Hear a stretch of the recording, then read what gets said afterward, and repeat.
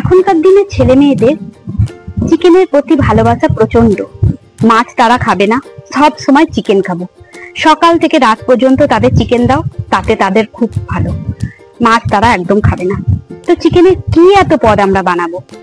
Chicken কষা, chilli chicken, chicken pakora, এত কিছু করার পরেও বলবে মা চিকেন দিয়ে অন্য কিছু বানাও। তো সেই রকমই একটা আজকে আমি তোমাদের দেখাবো গার্লিক চিলি চিকেন। এটা একটা চাইনিজ পদ। তো এটা বাচ্চারা কিন্তু খুব খেতে ভালোবাসে। আর ফ্রাইড রাইস বলো, পোলাও, এসব দিয়ে কিন্তু গার্লিক চিলি চিকেন ভীষণ ভালো লাগে। আর একটা কথা, এটা রান্না করতেও কিন্তু অনেক কম সময় লাগে, বেশি টাইমও লাগে না এবং খুব টেস্টিও হয়। তো এই রান্নাটাই আজ আমি তোমাদের দেখাবো। নমস্কার বন্ধুরা, আওয়ার ফ্যামিলি নেস্ট আমার আরেকটি ভিডিওতে তোমাদের সবাইকে স্বাগত। আশা করি তোমরা সবাই ভালো আছো, সুস্থ আছো। তো চলো আজকে সেই রান্নাটা দেখাবো তোমাদের। আর বন্ধুরা, তোমাদের যদি আমার এই রেসিপিটি ভালো লেগে থাকে অবশ্যই আমার চ্যানেলটিকে সাবস্ক্রাইব করে দিও আর বন্ধুদের সাথে শেয়ার করো আমার এই রেসিপিটি, এবং কমেন্ট করে জানাতে কিন্তু ভুলো না তোমাদের কেমন লাগলো।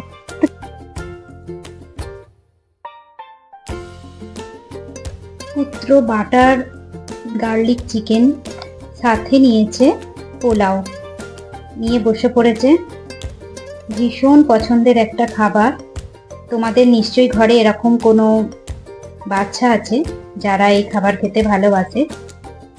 তো তাদের জন্যে তোমরা এই রেসিপিটা খুব সহজে, খুব কম সময়ের মধ্যে বানিয়ে নিতে পারো। আমি একদমই চিকেন অল্পই নিয়েছি। এখানে 250 গ্রামের মতো আমার বোনলেস চিকেন আছে।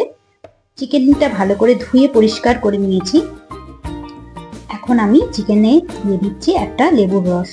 একটা লেবুর হাফ অংশকে কেটে দিয়ে দিয়েছি রসটা। বেশ কিছুটা রস কিন্তু দিয়ে দিতে হবে। ওপর থেকে ছড়িয়ে দিচ্ছি গোলমরিচের গুঁড়ো।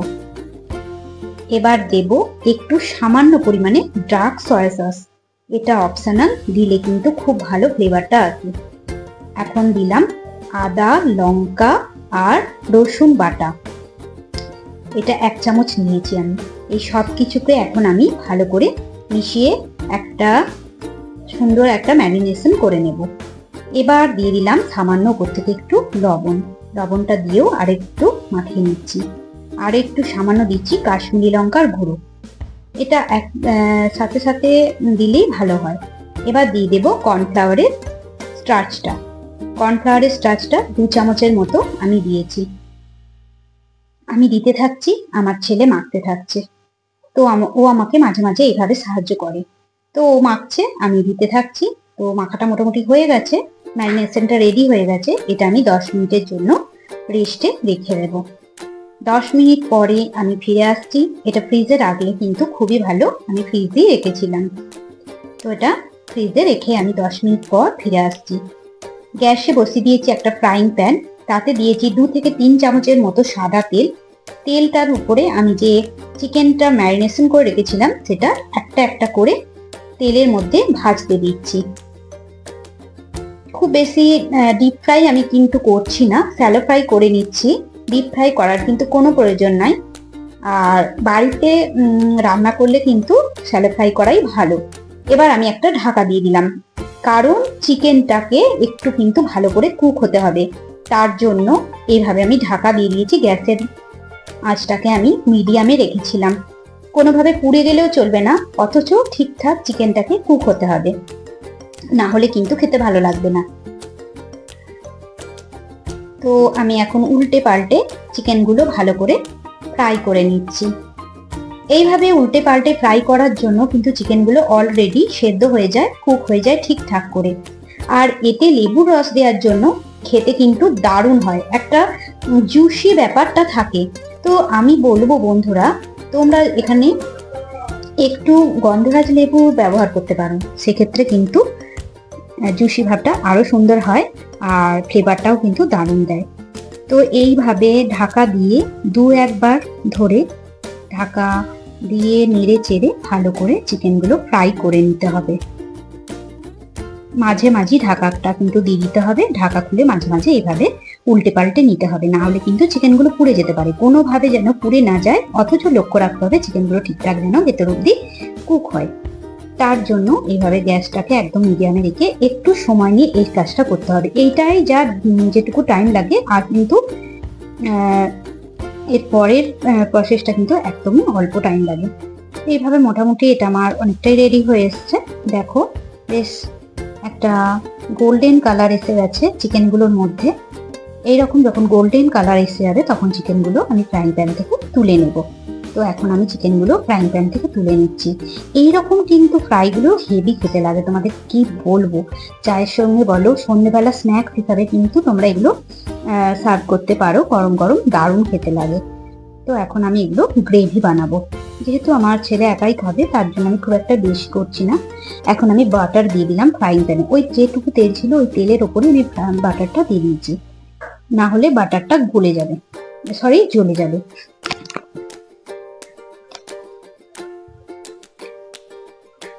তো বাটারটা মেল্ট হতে শুরু করেছে।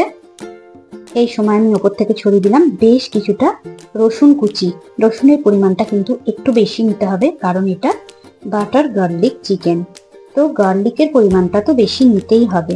গার্লিকটা এখন আমি ফ্রাই করে নেব, একটু হালকা ফ্রাই করে নেব। গ্যাসের আঁচ কিন্তু একদম লোতে রাখবো, নাহলে কিন্তু গার্লিকগুলো জ্বলে যেতে পারে। তার জন্য হালকা ভাবে নাড়াচাড়া করতে হবে, গ্যাসের আঁচটা একদম লোতে রেখে।